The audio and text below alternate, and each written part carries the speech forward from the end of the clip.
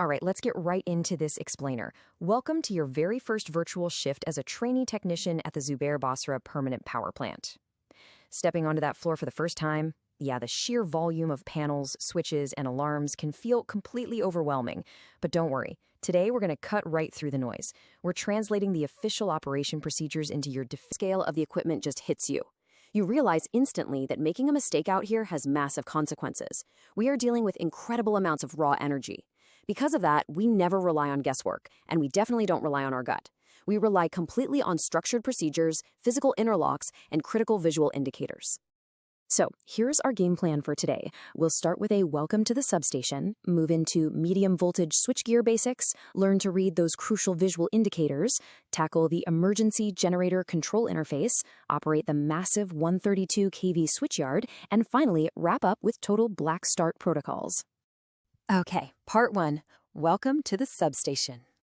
Moving right along to part 2, medium voltage switchgear basics. You're going to be spending a lot of time working with the 33 and 11 kV panels, doing routine isolations, and there's a brilliant connection here between physical action and electrical function. On one side, you've got your physical push buttons, your closing and opening commands, your lockout resets. And right next to them, you have the printed schematic mapping exactly what those buttons are isolating or energizing. You must always cross-reference what your hands are doing with that schematic right in front of your eyes. Here's a fun quirk that trips up a lot of rookies. When you need to change a 33 kV circuit breaker from an on status to an off status, you actually hit the green push button. I know, it feels totally counterintuitive if you're used to green meaning go in everyday life. But in this specific switchgear environment, pressing the green button opens the breaker. It breaks the circuit. Now, earthing a cell, safely dumping any leftover voltage into the ground so you can perform maintenance, isn't just a simple flip of a switch. You have to complete an exact mechanical sequence. First, you press the 3-position switch and pull down the operate consent arm. Then you pull the control gate arm to the right and rotate it 180 degrees anti-clockwise. Finally, you press the red push button to close the main circuit breaker. This connects both the circuit breaker and the earthing switch.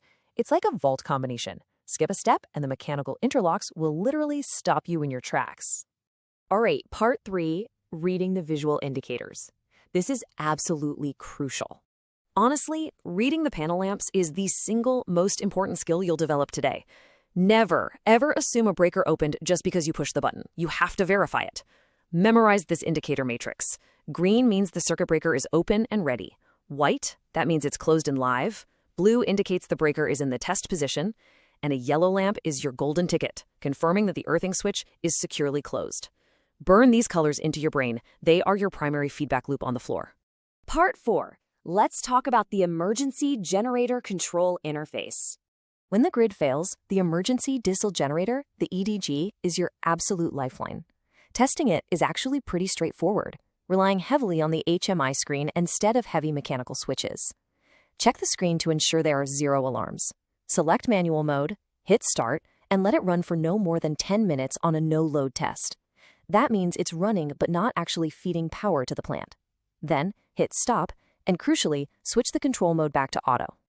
Okay, quick pro tip here, because this gives every new trainee a mini heart attack. You put it back in auto, and suddenly the generator fires right back up. Don't panic. That automatic 3-minute cycle is just a built-in programmed cool-down procedure. Just stand back, keep an eye on the HMI, and let the system do its thing. On to part 5, operating the 132 kV switchyard. The stakes get way higher at 132 kV, and before you touch anything, you have to verify your control authority. Basically, where are your commands coming from? Are you using the MyMac selectors on the local control panel? Are you sitting at the central EMS screen logged in with your password? Or are you literally standing out in the yard with a physical crank arm? You have to set your local or remote selector switches to match your location, or the system will just ignore you.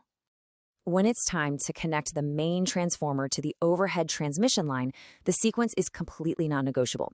First, close disconnector 1Q2. Second, close disconnector 1Q1. Third, and only third, close the main circuit breaker 1Q0. You always establish your isolation points with the disconnectors before you let the power flow. Seriously, that sequence is what prevents catastrophic electrical arcs. And finally, part 6, the total black start protocols. This is the ultimate test of your nerves. Picture this. The grid drops. The plant goes pitch black. The emergency generators are howling outside. Before you even think about routing power during a blackout, what is the absolute first vital status check you must perform on your main incomers? You check for undervoltage trips. You have to make sure both incomers, A and B, are actually available. If your protection relays, like the SAPAM or SIPRTEC units, are triggered, you're dead in the water. You cannot proceed with the startup because you'll just be throwing power straight into a fault.